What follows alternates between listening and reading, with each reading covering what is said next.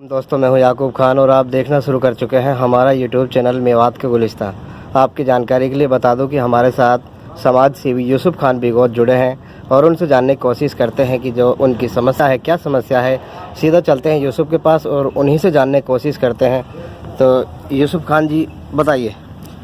हमने जी सबसे पहले तो आपका चैनल का मैं शुक्रिया अदा करता हूं कि ये हमारा किसानों का मुद्दा था, मेवात डिस्ट्रिक्ट का पुनहाना तहसील का।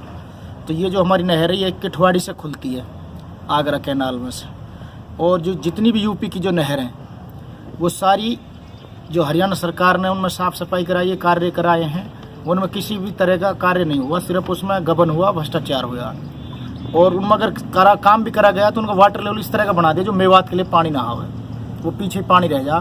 तो मैं यही चाहता हूँ कि अगर हरियाणा सरकार और देश की सरकार माने जी प्रधानमंत्री जी भी इसमें चाहें तो ये मिलकर ये कार्य कर सकते हैं। तो दूसरे प्रांत जो यूपी पड़ता है तो उसमें भी सीएम सरकार बीजेपी की और हरियाणा में भी बीजेपी की सरकार है। अगर दोनों सरकार सहमति बनाए तो मेवात के लिए पानी आ सकता है और पूरे हरियाणा में पानी आ सकता है नहरों का।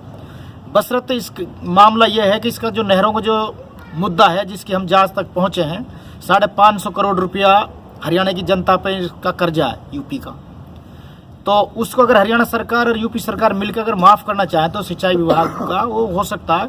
लेकिन सरकार या तो मुसलमान होने पर नहीं करना चाहती मेवात का विकास, और या फिर वाकई में ही हिंदू मुसलमान पर राजनीति है बीजेपी की।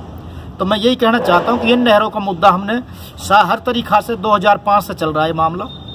तो 2005 से अखिल भारतीय एवं समाज कल्याण संस्थान ने रेगुलर इसको मुद्दे को उठाया। यहाँ तक हमको एक जीत मिली है कि हमारी जो नहरों का मुद्दा था वो विधानसभा में उठने लगा। लेकिन फिर उसके बावजूद जो विधायक बनते थे हल्काओं से, वो विधायक सिर्फ अपना भला चाहते थे और अपने ही तहसील में अपने एरिया में पानी चाहते थे अपने जंगल के लिए, यानी कि बाकी जंगलों को छोड़ दिया गया।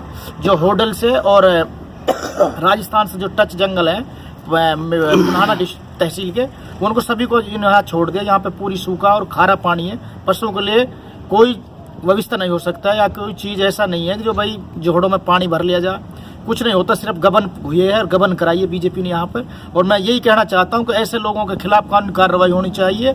और इसके बावजूद अब हमने जो शिकायतें दी हैं विधानसभा और लोकसभा में उठाने के लिए, माने जी मम्मन खान जी विधायक है जो फिरोजपुर झिरका से, उसके लिए दी है हमने, और अभय चौटाला जी के लिए दी है, और एमपी साहब के अवैसी साहब के लिए भी हमने इसमें से एक लेटर भेजा, उसकी मेल पे भी भेजा और हमने उसको डायरेक्टली भी दिया है लोकसभा में उठाने के लिए। बाकी यहाँ पे जो एमपी वो 5 साल में आते हैं, उनसे बात ही क्या करना जो किसी को कोई जानता नहीं है, तो वो तो 5 साल में आते हैं। तो इसलिए हमने उनसे संपर्क नहीं किया, हमने उनसे संपर्क किया जो जनता का और समाज का और पूरे देश का भला चाहते हैं और संविधान के दायरे में। इस मुद्दे पर आपने कभी अपने नेताओं से जिक्र नहीं किया इस मुद्दे पर? सर ये सभी नेताओं को पता है, नेताओं को इतना तो अकल सिखा दी हमने, दरखास्त लगा के नहीं अपने ब्लॉक से, और हमारी संस्था का मैं शुक्रिया अदा करता हूँ संस्थापक का।